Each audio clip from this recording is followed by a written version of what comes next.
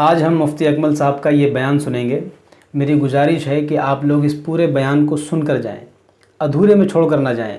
और एक बात मैं और कहूँगा, पूरा बयान सुनने के बाद में फिर आप कमेंट करें। आप लोग अधूरा बयान सुनते हैं और फिर कमेंट करते हैं, उल्टे सीधे सवालात पूछते हैं। तो मेरी गुजारिश है कि आप इस पूरे बयान को सुने, आखिर तक सुने, और सुनने के बाद फिर आप जो कमेंट करना है करें। तो आइए पहले हम इस बयान को सुनते हैं।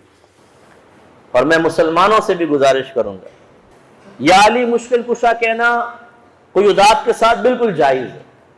अंबिया अलैहिमुस्सलाम से तलब इमदाद जायज़, हमारे पास दलाइल मौजूद है। गौसे आज़म रज़ी अल्लाह तआला अन्हु की तरफ मुतवज्जे होना शरई तरीके से क़ुयूदात के साथ आपसे तलब इमदाद जायज़ है।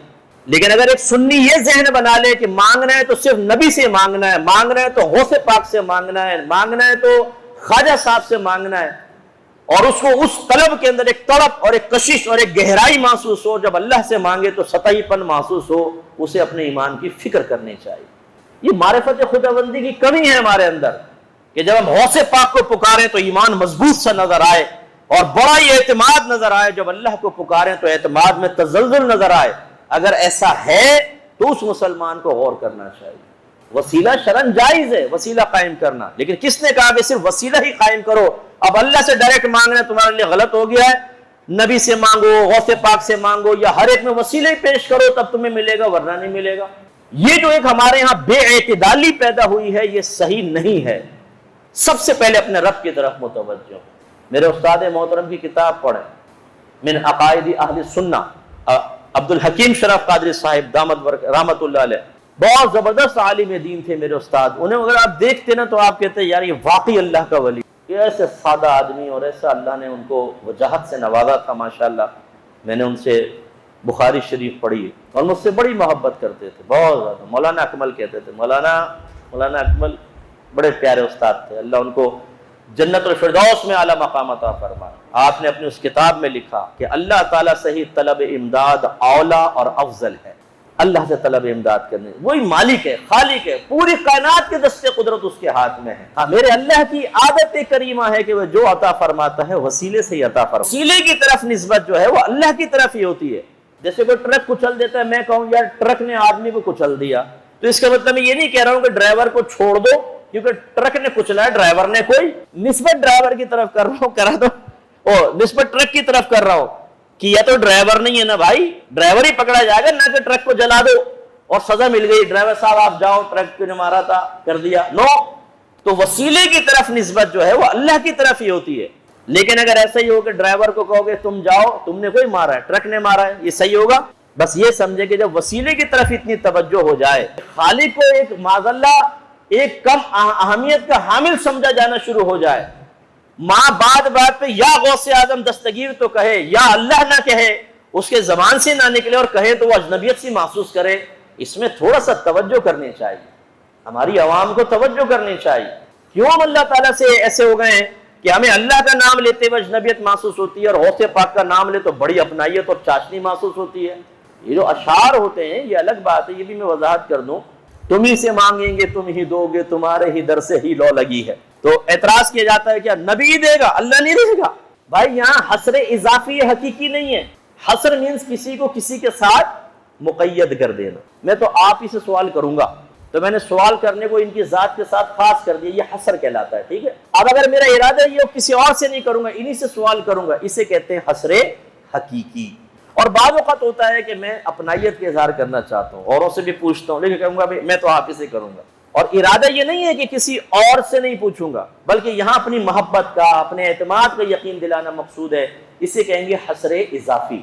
कि यहाँ पर हसर यानी दो को एक दूसरे के साथ कनेक्शन मजबूत करना, इसलिए नहीं है कि बाकी को खारिज करना है, सिर्फ अपनाइयत का इजहार। तो ऐसे ये नातों के अंदर होता है कि तुम ही से मांगेंगे तुम ही दोगे, यानी अल्लाह से नहीं मांगेंगे और अल्लाह नहीं देगा तुम ही दोगे। ये मकसद तो किसी मुसलमान का नहीं हो सकता, लेकिन ये नतीजा अवामुन नास महसूस कर सकती है। इस तरह के शेर सुन सुन के अवाम का ये जहन बन गया है कि अब देगा तो अल्लाह का वली देगा, देंगे तो नबी देंगे, देंगे तो गौसे पाक ही देंगे। और वो मुसलसल इसी तरीके से अपने हर दुआ में गौसे पाक करम फरमाए, गौसे पाक करम फरमाए। हमें ये अवाम को समझाना कि बहुत सी चीजें हद एतदाल में बिल्कुल जायज होती हैं, लेकिन जब आप एतदाल को फलांग के थोड़े आगे बढ़ते हैं तो उसमें बाज़ औक़ात नुकसान हो सकता है कि आपकी आने वाली नस्लों को वो मारिफत हासिल नहीं होगी जिस मारिफत के साथ आपने दोनों चीजों में फर्क करके और आप चल रहे हैं। जैसे मैं आपको समझा रहा हूं, अगर आप अपने बच्चों को ना समझाएं और आपके घर में यही हो, भाई हम तो गौसे पाक बड़ा करम फरमाते हैं, मेरे तो सरकार ने करम किया, ख्वाजा साहब की देख पकाई, ख्वाजा साहब ने करम कर लिया, ये बातें मुसलसल चल रही हैं, ज्यादा ये चल रही हैं, कभी कभार ये भी अभी अल्लाह ने करम कर दिया, तो बच्चों का जहन क्या बनेगा कि अगर करम होता है तो नबी की बारगाह से ही होगा, गौसे पाक की होगा, ख्वाजा साहब की छठी फुला फुला, तो वो बच्चे उस तरफ माइल हो जाएंगे। बहुत ज्यादा एक जहन बन जाएगा।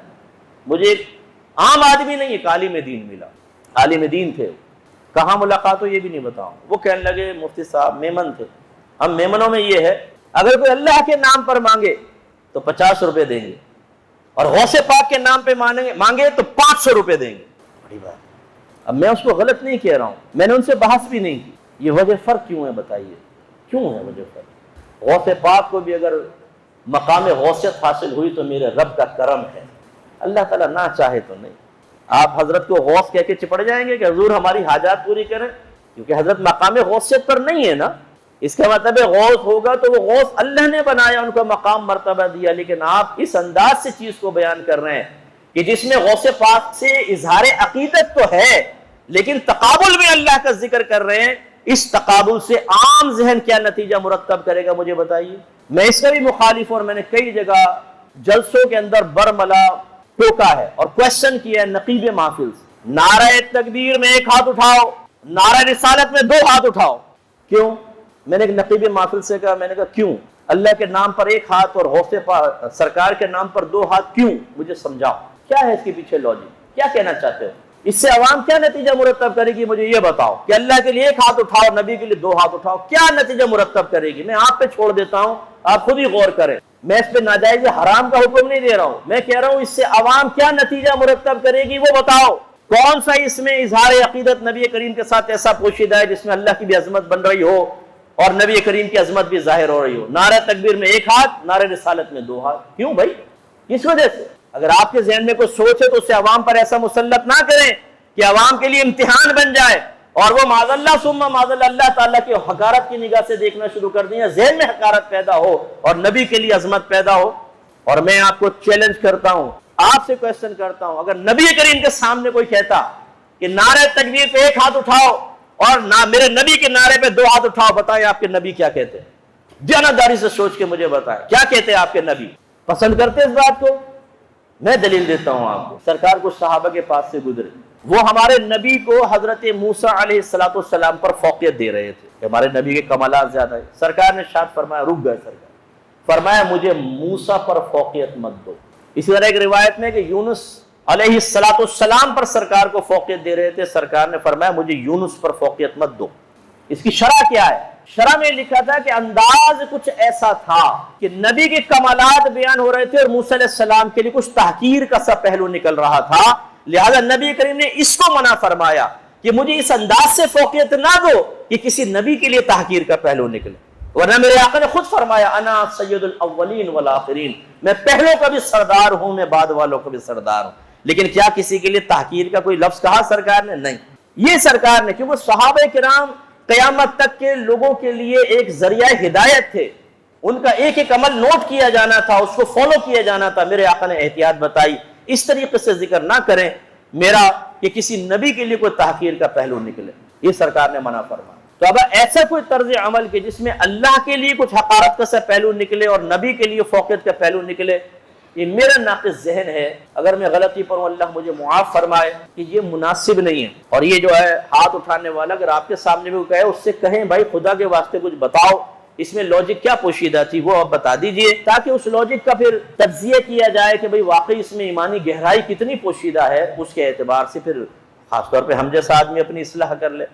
तो आप लोगों ने इस बयान को सुना। अब मैं अपने तमाम सुन्नी भाइयों से गुजारिश करूँगा कि खुदा के वास्ते आप लोग इल्म हासिल करें, अक़ाइद अहले सुन्नत सीखें, अक़ाइद इस्लाम सीखें, अल्लाह रब्बुल इज़्ज़त की मारिफत हासिल करें, तभी आप सही और पक्के सुन्नी बन सकते हैं। यही वजह है कि आज लोग हम पर एतराज़ात करते हैं कि ये फ़लाँ हैं फ़लाँ हैं फ़लाँ हैं। तो आपको किसी को एतराज़ करने का मौका नहीं देना है। आप इल्म हासिल करें और पक्के सुन्नी बने। खुदा की कसम, हक़ पर अगर आज कोई जमात है तो अहले सुन्नत ही है, लेकिन कुछ जोहला हैं जिनकी वजह से आज हम सुन्नियों को बदनाम किया जाता है उनकी हरकतों की वजह से। तो मुझे उम्मीद है कि आप लोगों को ये बयान पसंद आया होगा। आप लोग अपनी राय कमेंट बॉक्स में ज़रूर दें हमें। अस्सलाम वालेकुम व रहमतुल्लाहि व बरकातुहू।